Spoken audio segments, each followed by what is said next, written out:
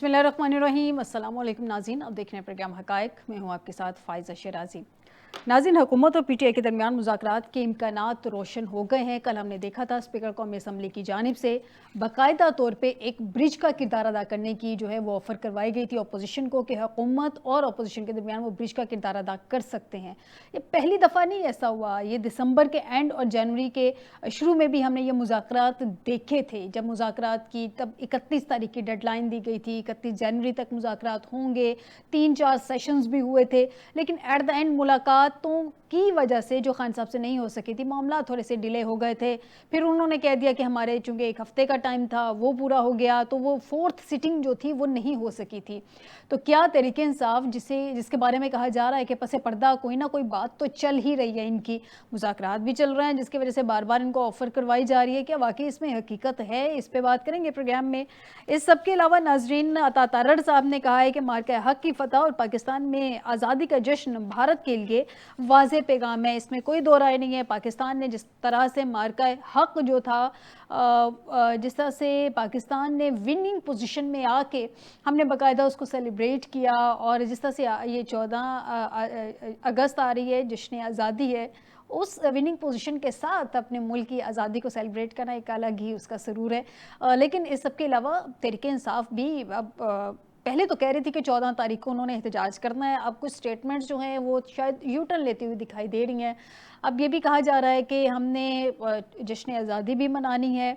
अब एहतजाज की क्या सूरत हाल होगी, इस पे कुछ कहा नहीं जा सकता, क्योंकि अभी आज कोई क्लैरिटी इस पे है नहीं। एहतजाज करेंगे, एहतजाज नहीं करेंगे। आज़म सवाती की कल की स्टेटमेंट है कि इस पे एहतजाज नहीं किया जाएगा 14 अगस्त को। लेकिन दूसरी जानिब जो बाकी उनके मेंबरान हैं, फर्स्ट ईयर लीडरशिप के अलावा सेकंड ईयर लीडरशिप, वो तो अनाउंसमेंट कर चुकी है कि 14 तारीख को एहतजाज होगा क्या एग्जैक्टली, इस पे भी डिस्कशन रहेगी आज के प्रोग्राम में। नाज़रीन, आज एक जस्टिफिकेशन हमारे नायब वज़ीर आज़म इसहाक डार साहिब की जानिब से आई है। उन्होंने कहा है कि अफवाहों पर तवज्जो ना दें, हुकूमत अपनी मुद्दत पूरी करेगी। अब अफवाहें क्या हैं ये मैं आपके साथ शेयर कर देती हूँ। अफवाहें गर्दिश कर रही हैं, जो उनसे एक सहाफ़ी ने सवाल किया, जिसके जवाब में उन्होंने ये बात की कि मोहसिन नकवी को वज़ीर आज़म और नवाज शरीफ को सदर बनाने की खबरें जो हैं ज़ेरे गर्दिश हैं। छोटा सा एक पॉइंट ऐड करती चलूँ, इससे पहले फील्ड मार्शल साहब के हवाले से भी ये बातें गर्दिश कर रही थी कि वो भी सदर मुमलिकत की कुर्सी पे आ सकते हैं, लेकिन बाद में फिर हमने देखा कि DG ISPR की जानिब से इसकी तरदीद भी आ गई। उन्होंने जो बड़ा एक अहम इंटरव्यू दिया था उसमें इस बात की तरदीद आ गई कि वो ऐसी कोई ख्वाहिश नहीं रखते, ना ही ऐसा कोई तब्दीली होने जा रही है। अब सदारत को लेके पता नहीं हर दफ़ा गर्दिश में क्यों मामलात हैं। सदारत के सितारे शायद गर्दिश में हैं, कभी फील्ड मार्शल साहब के हवाले से बात आती है, अब नवाज शरीफ साहब, बड़े मियाँ साहब के हवाले से बातें आ रही हैं। इस पे क्या है, उन्होंने कहा है, जनाब इसहाक डार साहब ने जवाब दिया है, डिसइंफॉर्मेशन और अफवाहों से परहेज़ करना चाहिए। मोहसिन नकवी के हवाले से ऐसी कोई बात दुरुस्त नहीं, जबकि नवाज शरीफ के हवाले से भी ऐसी कोई बात दुरुस्त नहीं। जब तक कोई चीज़ साबित ना हो आगे बात नहीं पहुँचानी चाहिए। हुकूमत अपनी मुद्दत पूरी करेगी। वैसे फॉर्चुनेटली हमारे मुल्क में हुकूमतें हिस्ट्री देखें तो अपनी मुद्दत पूरी करती रही हैं, लेकिन अनफॉर्चुनेटली आज तक कोई भी वज़ीर आज़म अपनी 5 साल मुद्दत पूरी नहीं कर सका है, और ये भी हमारे मुल्क की ही हिस्ट्री है। इसके अलावा मोहसिन नकवी साहब के हवाले से मुझे याद है, राना सनाउल्लाह साहब की एक स्टेटमेंट थी, जब उनसे पूछा गया वज़ारत दाखिला के हवाले से, नई गवर्नमेंट चेंज हुई थी जनरल इलेक्शंस के बाद, तो उनसे जब एक सवाल किया गया कि प्राइम मिनिस्टर कौन है, या मोहसिन नकवी साहब जो हैं वो इस वक्त वज़ीर दाखिला है, तो उन्होंने कहा कि उनकी मेहरबानी है कि वो वज़ीर दाखिला, वरना वो प्राइम मिनिस्टर भी बन सकते हैं, उनको उनकी मर्ज़ी है कि वो प्राइम मिनिस्टर बन सकते हैं। तो ये उस वक्त भी बातें गर्दिश में थी। तो क्या होगा, वाकई इनमें कुछ सदाकत है, नहीं है, अफवाहें हैं, और ये अफवाहें आती कहाँ से, कौन फैलाता है ये अफवाहें, इस पे भी डिस्कशन रहेगी। इसके अलावा अमेरिका ने कलदम BLA और कलदम मजीद ब्रिगेड को दहशतगर्द ग्रुप तो करार दे दिया है। फर्दर पाकिस्तान की रिस्पॉन्सिबिलिटी क्या है, हमारी फॉरेन पॉलिसी क्या होनी चाहिए, और हम जो अपना एक बयानिया लेके दुनिया के सामने जा रहे हैं उसमें कितनी तब्दीली मज़ीद आती हमें दिखाई दे रही है। इंटरनेशनली अगर हम देखें पाकिस्तान के बयाने को एक्सेप्ट करते हुए किस हद तक ऑन किया जा रहा है, पाकिस्तान इस टाइम बड़ी अहम पोजीशन पे है। इस सारी सूरत हाल पे डिबेट करते हैं आज के प्रोग्राम में। आपको बताएं, हमें ज्वाइन किया है सरदार गौस बख्श बारोज़ई साहब हैं, साबिक वज़ीर आला बलोचिस्तान। बहुत शुक्रिया सरदार साहब आपका हमें ज्वाइन करने के लिए। गुलाम अब्बास हरल साहब हैं, माहिर कानून हैं, तज़ियाकार हैं, कानूनी एंगल भी जानेंगे, इनके एनालिसिस भी जानेंगे। बहुत शुक्रिया हरल साहब आपका हमें स्टूडियो में ज्वाइन करने के लिए। سب سے پہلے جان لیتے ہیں سردار صاحب سے. السلام علیکم سردار صاحب. سردار صاحب سے جانتے ہیں, ان کی لائن کا شاید کوئی ایشو ہے. ہرل صاحب سے جان لیتے ہیں. ہرل صاحب مجھے یہ بتائیے, پاکستان کی رسپانسبلٹی, اب پاکستان کا جو ایک بیانیہ تھا وہ تو کافی حد تک آن کیا گیا کیونکہ ہم سچ بول رہے تھے. ہم نے بتایا کہ ہم اتنے سالوں سے بلکہ اتنے دہائیوں سے دہشت گردی کا سامنا کر رہے ہیں, دہشت گردی کو بھگت رہے ہیں, تو وکٹم ہے دہشت گردی کے. اب اس کو آن کیا جا رہا ہے پریکٹیکلی, اور یہ سارا کچھ آن اس لیے کیا گیا کیونکہ انڈیا اور پاکستان کے درمیان جو ایک کنفلکٹ ہوا اور اس میں جو پاکستان ایک پار کے طور پہ سامنے آیا ہے, اس کے بعد پاکستان کو آن بھی کیا گیا اور اس کے بیانیے کو بھی ایکسیپٹ کیا گیا. کتنی رسپانسبلٹی بڑھ گئی ہم لوگوں کی؟ دیکھیں, میں سمجھتا ہوں اگر آپ بات کر رہی ہیں بی ایل اے اور جو مجید بریگیڈ ہے اس کے حوالے سے, تو یہ پاکستان کی سفارتی لیول پہ ایک بڑی کامیابی ہے. اور اس کی کوشش چونکہ پاکستان بڑی دیر سے کر رہا تھا, چونکہ یہ دونوں تنظیمیں جو ہیں وہ جو بلوچستان اور کے پی کے کی جو امن و امان کی صورتحال آج خراب ہوئی ہے, یہ دونوں جماعتوں کی ہے. اور اب پاکستان کی ذمہ داری یہ بنتی ہے, اگر یہ بین ہو گئی ہیں انٹرنیشنلی طور پہ, تو پھر ابھی بین نہیں ہوئی ہیں, ابھی ان کو دہشت گرد قرار دیا جی دہشت گرد قرار دیا گیا. اور اس کے بعد جو ان کی مالی امداد کی جا رہی ہے پوری دنیا سے, اور ان کی جو عسکری امداد کی جا رہی ہے پوری دنیا میں بیٹھے ہوئے لوگوں کی طرف سے, آگے ہمیں چلنا چاہیے, اس کو بند کروانا چاہیے. اور چونکہ یہ ان جو ان کے سربراہ ہیں, وہ جو ان کے کرتا دھرتا ہیں, وہ ساری دنیا میں بیٹھے ہوئے ہیں. وہ وہاں سے ان کو فنڈنگ کرتے ہیں, وہ امداد دیتے ہیں, تو پھر اس وجہ سے یہ یہاں کارروائیاں کرتے ہیں. یہ دہشت گرد جماعتیں ہیں. جب سے یہ جعفر ایکسپریس والا معاملہ ہوا, اس کے بعد پوری دنیا نے دیکھ لیا کہ یہ بڑی دہشت گردی میں ملوث ہیں اور مسلح گروہ ہیں. اور ان کے ساتھ میں سمجھتا ہوں کہ یہاں بھی اب جو ہے بڑی آنی ہاتھوں سے نمٹنا ہوگا. ان کا جو ہے ان کو ختم کرنا ہوگا, سختی کے ساتھ نمٹنا ہوگا ان کے ساتھ. بالکل درست کہہ رہے ہیں. سردار صاحب, آپ کو اپنے پروگرام میں ویلکم کرتی ہوں. مجھے یہ بتائیے کہ ظاہر سی بات ہے پراکسیز ہیں, بھارت کی سپورٹ حاصل ہے, یہ تمام نیٹ ورک افغانستان سے بھی کام کر رہا تھا, ماضی میں ہم نے بھی دیکھا, یہ ڈسکشنز میں بھی رہا. اب چونکہ پاکستان کی عالمی سطح پہ ایک جو بیانیہ تھا اس کو آن کیا گیا, بلکہ اس کو اپریشیٹ کیا گیا, اور جس طرح سے امریکہ نے کالعدم بی ایل اے اور کالعدم مجید بریگیڈ کو دہشت گرد گروپ قرار دے دیا ہے, آپ کے خیال میں اس کو نیئر فیوچر میں یا فیوچر میں اگر ہم دیکھیں تو ان کو بین بھی کیا جا سکتا ہے؟ سردار صاحب.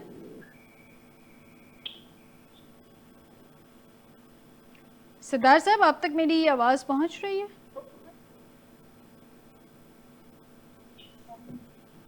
شاید سردار صاحب تک میری آواز نہیں پہنچ رہی ہے. حل صاحب, اب ان کو پہلا تو چلیں, جو پہلا سٹیپ تھا وہ تو پاکستان نے, پہلی جو منزل تھی یا پہلا جو تھا گول تھا وہ تو اچیو کر لیا پاکستان نے, دہشت گرد قرار دے دیا. میرے خیال میں بہت بڑی جو کامیابی تو ہے.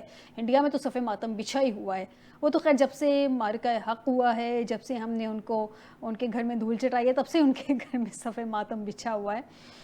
اب اس ساری صورتحال میں آپ کو لگتا ہے کہ ان کو پاکستان کی مزید سفارتی جو کوششیں ہیں مزید رنگ لائیں گی؟ پاکستانی جو ہیں جتنے محاذوں پہ ہم لوگ گئے ہیں اور جتنی ہم چیزیں کھل کے سامنے رکھ رہے ہیں ود ایویڈنس, اس کو ایکسیپٹ کرتے ہوئے مزید ان پہ پابندی بھی لگائی جا سکتی ہے؟ دیکھیں, بالکل یہ فرسٹ سٹیپ ہے. جب یہ دہشت گرد ڈکلیئر ہو گئی ہیں پوری دنیا میں, تو اس کے بعد جو ہے سب کچھ جو ان کی فیور میں ہے جو اس کو سٹاپ لگ جائے گا.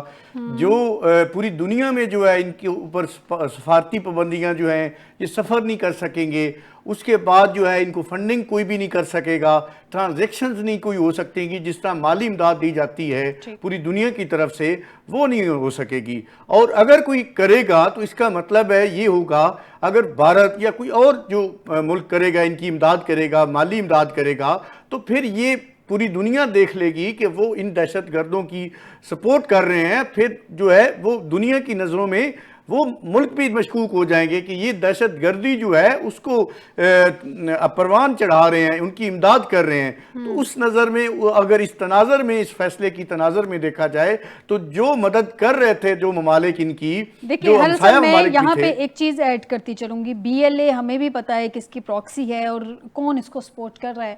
اور جعفر ایکسپریس کے حوالے سے جو اسپیشلی اس کو ریکگنائز کیا گیا ہے وہ بی ایل اے نے کراچی ایئرپورٹ اور گوادر پورٹ کمپلیکس پہ حملے کی ذمہ داری قبول کی تھی. سیکنڈلی جعفر ایکسپریس ٹرین حملے کی ذمہ داری بھی قبول کی تھی جس میں 31 شہید ہوئے تھے. آپ کو یاد ہوگا 300 کے قریب یرغمال افراد کو یرغمال بنایا گیا تھا اور اس وقت ود ایویڈنس پاکستان نے یہ کہا تھا کہ یہ بھارت کی طرف سے یہ سارا کچھ کروایا گیا ہے.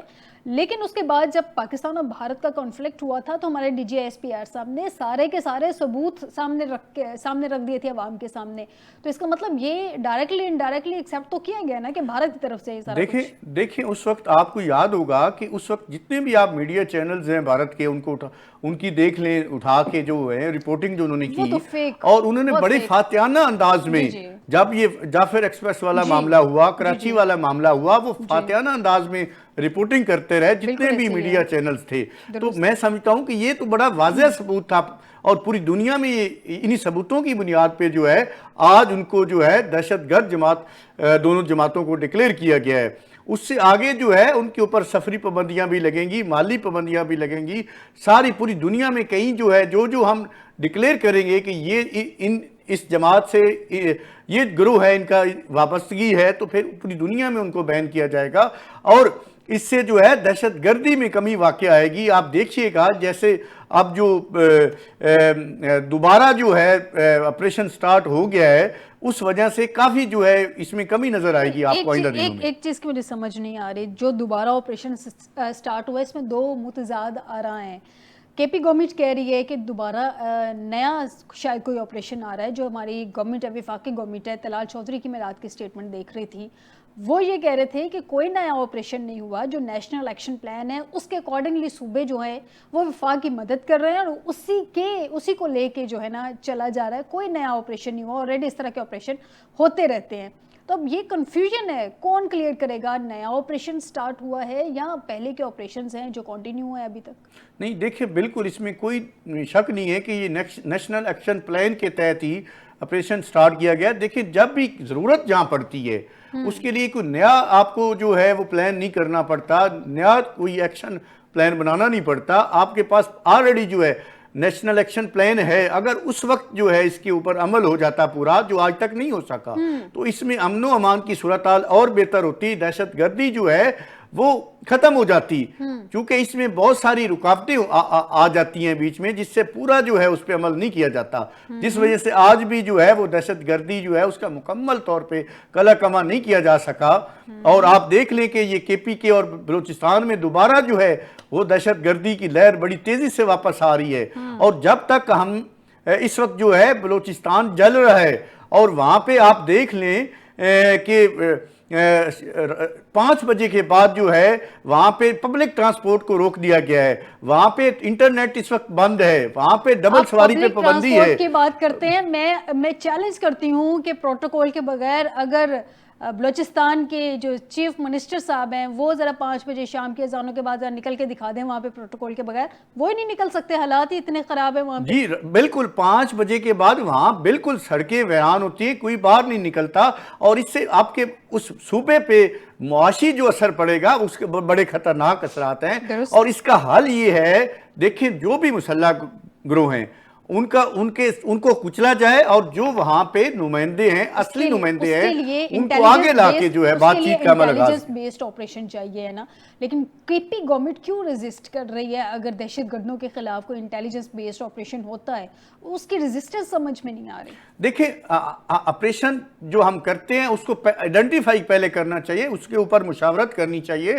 وہاں پہ جو اصل نمائندے ہیں, قبائلی نمائندے آپ انہیں کہہ سکتی ہیں یا ان کو آپ جو ہے سیاسی رہنما کہہ سکتی ہیں, وہاں پہ حقیقی نمائندے جو ہیں ان سے بات چیت کرنی چاہیے. بات چیت کا عمل جو نہیں, ہم یہی مسئلہ ہے کہ ہم جب آپریشن سٹارٹ کرتے ہیں تو پھر ہم کسی سے مشاورت نہیں کرتے. وہاں اگر جو لوکل جو لیڈرز ہیں وہاں پہ ان کے ساتھ جو حقیقی نمائندے ہیں ان سے بات چیت کر کے ان کو اعتماد میں لے کے اگر ہم کریں آپریشن تو پھر اس میں معصوم جانیں جو ہے وہ نہ ضائع ہوں. لیکن اس نیشنل ایکشن پلان کے تحت تمام صوبے بائنڈنگ ہے کہ وہ کسی بھی اس طرح کے آپریشن میں وفاق کا ساتھ دیں گے. یہ کوئی ایک صوبے کا مسئلہ تو نہیں ہے نا, پورے پاکستان کا مسئلہ ہے. تو اس میں جرگے بھی چل رہے ہیں. جب پتہ ہے ایک چیز پرابلم ہے, پرابلمیٹک ہے, انٹیلیجنس بیسڈ آپریشن کی ضرورت ہے, تو پھر اب مزید ہمارے سیکیورٹی اداروں کو کنفیوز کر رہے ہیں کہ بھئی ہم اجازت نہیں دیتے. آپ پبلکلی آ کے یہ اناؤنس نہ کریں, سیکیورٹی اداروں کے ساتھ بیٹھے اور مشاورت کر لیں, پبلکلی اناؤنس کیوں؟ دیکھیں اس کی وجہ یہ ہو سکتی ہے کہ وہاں پہ کچھ بے گناہ لوگ جو ہیں ان کے اوپر اٹیکس ہوئے ہیں. یہی پہلے جو ہے آپ کو آئیڈینٹیفائی کرنا پڑتا ہے, آپ کو جو ہے وہ ٹارگٹ آپریشن کرنا پڑتا ہے. جو دہشت گرد ہیں ان کو بے شک چن چن کے مارے, لیکن جو بے گناہ لوگ ہیں جو اس آپریشن کی زد میں آ جاتے ہیں ان کے ساتھ بات چیت کا آغاز کیا جائے. ان کو جو ہے کوئی نقصان نہیں پہنچنا چاہیے. سردار صاحب سے جان لیتے ہیں. سردار صاحب, میں نے ابھی تھوڑی دیر پہلے کہا کہ بلوچستان کی جو صورتحال ہے, جس طرح سے زائرین کو بھی کہہ دیا گیا ہے کہ بائی روڈ وہ کچھ عرصے تک, جب تک دوبارہ ان کو الاؤ نہیں کیا جا سکتا, وہ زیارات پہ نہیں جا سکتے ہیں. اس قدر وہاں پہ حالات جو ہیں وہ خراب ہیں. پچھلے دنوں میں ہم نے دیکھا, بلکہ پچھلے دنوں میں نہیں, بڑے عرصے سے یہ چل رہا ہے کہ پنجاب کے جو آئی ڈی کارڈ ہوتے ہیں جن کے پاس, ان کو بسوں سے اتار لیا جاتا ہے اور ان کو ہٹ کر دیا جاتا ہے, ان کو مرڈر کر دیا جاتا ہے, ان کو شہید کر دیا جاتا ہے. تو ابھی جو صورتحال ہے بلوچستان کی, کیا ہمارے سی ایم بلوچستان پروٹوکول کے بغیر شام کی اذان کے بعد یا رات کے پہر کسی بھی وہ پروٹوکول کے بغیر وہاں پہ گھوم سکتے ہیں بلوچستان میں؟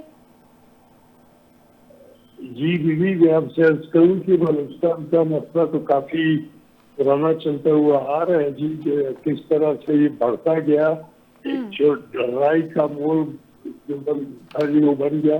اب مسئلہ یہ ہے کہ یہ ایڈمنسٹریٹو پرابلم ہے, پھر اس کے بعد سیاسی, اور اس کا پہلو یہ ہے کہ سیاسی پارٹیاں اس معاملات میں کسی میں کوئی انٹرسٹ نہیں لے رہی کہ بلوچستان کے ماحول کو ٹھیک کر دیں, بلکہ وہ لوگ بلوچستان کے ماحول کو اپنے کیش کرنا چاہتے ہیں اپنے لیے. اب وزیر اعلیٰ بلوچستان پھر سکتے ہیں یا نہیں پھر سکتے بغیر اس کے پروٹوکول کے یا سیکیورٹی کے, مجھے نہیں معلوم جی. ہر ایک کو معلوم ہے کہ کہیں پہ بھی کوئی بھی وزیر اعلیٰ بغیر پروٹوکول کے نہیں جاتا. یہ میرے خیال میں چل سکیں گے. یقیناً ایک بات تو طے ہے کہ بلوچستان جو ہے نا ایک وہ کیا کہیں اس کو ایڈمنسٹریشن کے لیے یا پولیٹیشنز کے لیے سب کے لیے وہ سونے کا انڈا دینے والی مرغی ہے جی. تو اب یہاں پہ ہر کوئی اپنا مفاد کیا کہتے ہیں کی خاطر یہ جو ہے نا اس کو سیٹ نہیں کرنا چاہتے بلوچستان کو. اور یہ اتنے بھی لوگ ہیں کہ جو اسٹیک ہولڈر ہیں جو کہ اس معاملات میں فائدہ لے رہے ہیں, اس میں وہ نہیں چاہتے کہ مرغی کو جو ہے نا ایک دم ساری ہلال کر کے اس کے سارے اندر جو نکالنے کی دانش وہ بھی تو ایشو رہنا چاہیے تاکہ کام بنتا رہے. اور یہ ایک ایڈمنسٹریٹو مسئلہ ہے اور کچھ بھی نہیں ہے. پولیٹیکل پارٹیز فیل ہو گئی ہیں کہ کوئی بھی اچھا سا چیف منسٹر بھیج دیں تاکہ بلوچستان کے حالات ٹھیک ہو گئے. بلوچستان کے حالات ٹھیک ہو گئے تو بہت کچھ آگے جائے گا. میں فیڈرل گورنمنٹ سے ریکویسٹ کرتا ہوں. میں بہت پہلے جب چیف منسٹر تھے پنجاب کے, میں نے ان کو کہا تھا کہ آپ میرے جو کام وہاں پہ کیے ہوئے اپنے پنجاب میں, تو یہاں بلوچستان میں بھی اس طرح کا کام کریں جس میں بے شک پنجاب کے لیول کا نہ ہو, لیکن انٹرنیشنل لیول پہ ہم کو یہ دیکھے کہ جی بلوچستان میں کوئی نہ کوئی وہ ہو چکی ہے, کیا کہتے ہیں, ترقی ہو چکی ہے. یہاں سے صرف 160 کلومیٹر ہے اور وہاں جانے کے لیے آپ کو ٹائمنگ ہے, آپ ہمیں نکل کے نہیں جا سکتے خود سے. وہاں پہ آپ کو بتائیں گے کہ جی آپ گزرے وہاں سے, یہ کبھی بھی نہیں ہوا. ٹھیک ہے جی. تو اب ایشو یہ ہے کہ یہاں پہ کوئی بھی پھر سکتا ہے لیکن کوئی نہیں بھی پھر سکتا. ایڈمنسٹریشن پتہ نہیں کیا کرنا چاہتی ہے. سب جو ششیدہ لوگ ہیں انہوں نے ہر پارٹی سے حکومت کی ہے, اسٹیبلشمنٹ کی اگر پارٹی سے رہے تب بھی انہوں نے یہ کام کیا ہے. تو اب کسی کو سمجھ میں نہیں آ رہا تو کیا کیا جا سکتا ہے جی. لوگ پڑھے لکھے بھی بہت زیادہ ہو گئے, یونیورسٹیز سے بھی ان کی وہ ہوتی ہے. یہاں پہ کیا کہیں جو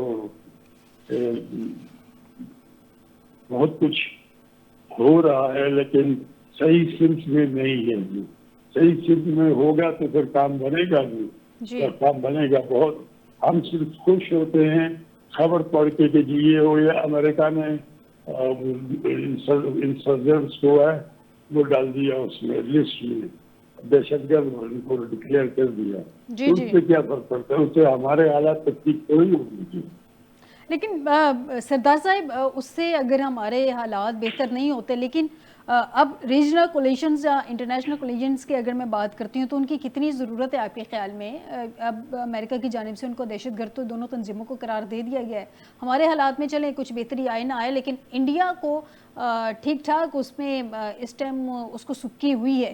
اب اگر امریکہ سے بات کرتے ہیں, اسپیشلی میں افغانستان کے کانٹیکس میں آپ سے پوچھوں تو پاکستان کے پاس یعنی کہ ہمارا گراؤنڈ کتنا اسٹرانگ ہوگا, جبکہ امریکہ آلریڈی ریکگنائز کر چکا ہے کہ پاکستان جو ہے وہ دہشت گردی کو فیس بھی کر رہا ہے, برداشت بھی کر رہا ہے اتنے عرصے سے. میں آپ کو بتاؤں پاکستان نے ہمیشہ سفر کیا ہے, برداشت بھی کیا ہے. ہم نے سیدھی باتیں بھی کچھ حملے جب ہوتے تھے پھر ٹارگیٹ کلنگ تھی تو یہاں پہ کیوں نہیں یہ لوگ ویسے آپس میں رستے کیوں نہیں ڈھونڈے, یہاں پہ عورتوں کو بھی مارا جائے, یہ بالکل فاؤل پلے ہے.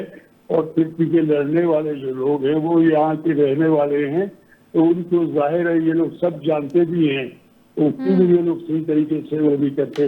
مسلم لیگ نون جو ہے ان کے بلوچستان کے جو صدر ہے MP بھی ہیں یہاں پہ, وہ نواب مری صاحب ہیں, تو ان کو اس میں لے کیا کہتے ہیں لوٹ میں لے کے ان سے کہیں کیونکہ دو بھائی انسرجنسی میں انوالو ہیں, دونوں ان کے بھائی ہیں, سگے بھائی ہیں, تو ان سے بات کر لیں, کوئی نہ کوئی راستہ نکال لیں جی. ایسے تھوڑی ہوتا ہے, پہلے بھی پچھلی گورنمنٹ میں بھی ایسے ہوا تھا کہ جو فراری تھے جو لڑ رہے ہیں مطلب ان کو کہا گیا تھا کہ آپ لوگوں کو پتا ہے آپ کو وہ پیکیج دیں گے, اور یہ پیکیج بہت لمبے عرصے سے چلتے ہوئے آ رہے ہیں.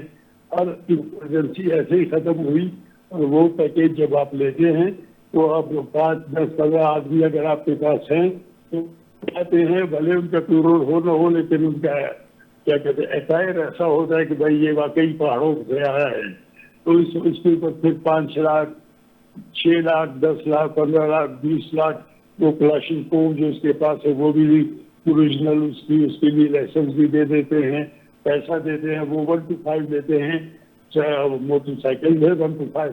سنا ہے کہ وہ دہشت گرد ہے اس میں, ارے بڑے اچھے طریقے سے اوپر بھی جا سکتے ہیں نیچے بھی آ سکتے ہیں. تو یہاں پہ صرف اور صرف ہم باتیں کرتے ہیں کہ جی فلانا جو ہے وہ امریکہ جو ہے اس نے وہ کر دیا, ابھی ہمارا کام بن جائے گا.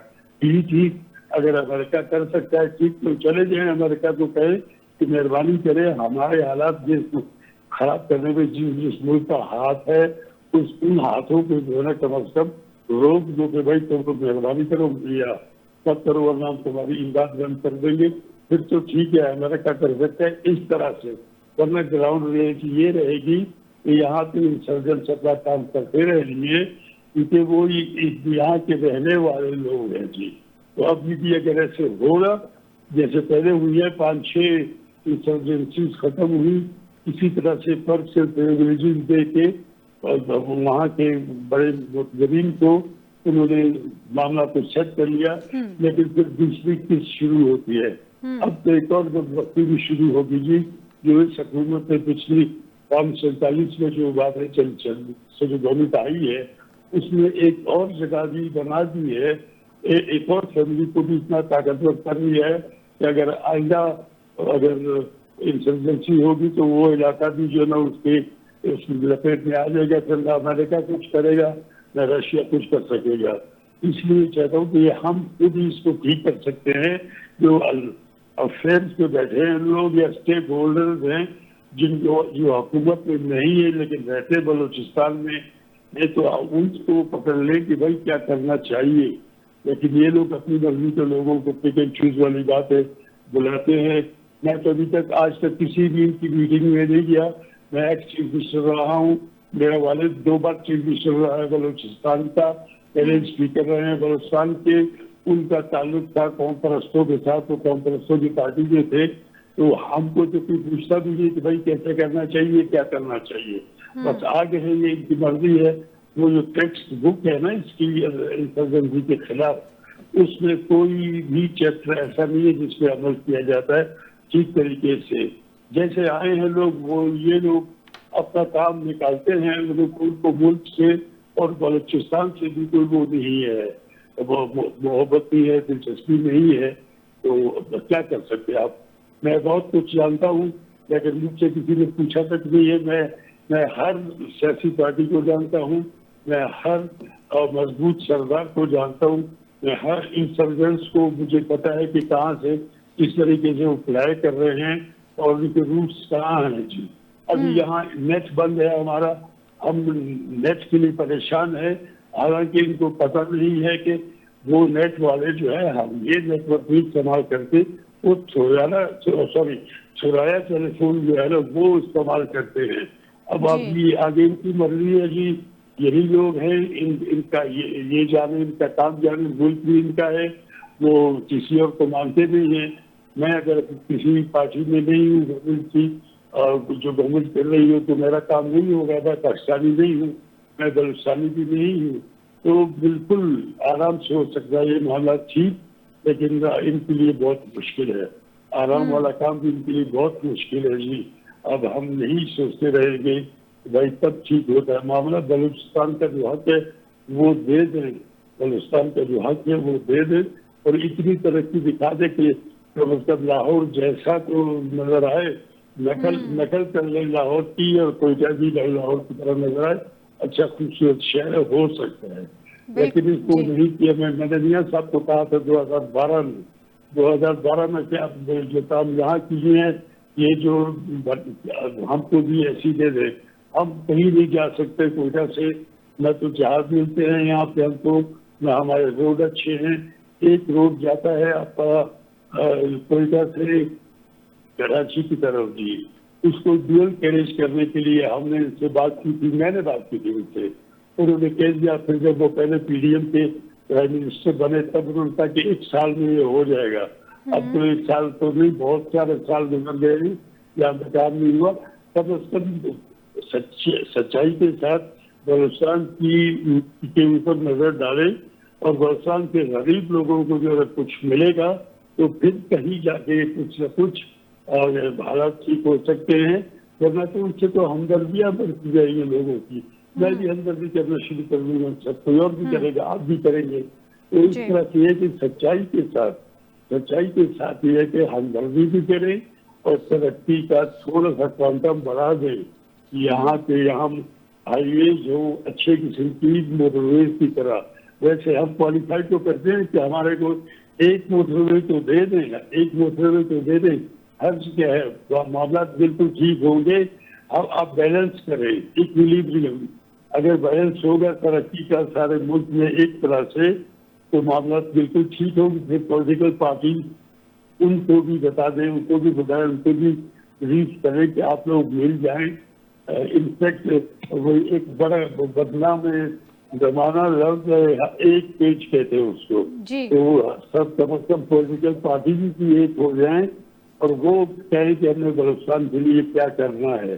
بالکل صحیح کہہ رہے ہیں سردار صاحب، بالکل صحیح کہہ رہے ہیں کہ تمام پولیٹیکل پارٹیز اگر ایک پیج پہ آ جائیں، بلوچستان کے حوالے سے، کے پی کے حوالے سے، انٹرنل پالیٹکس کے حوالے سے، تو کیا ہی بہتر اور آئیڈیل قسم کی سچویشن ہو پاکستان میں۔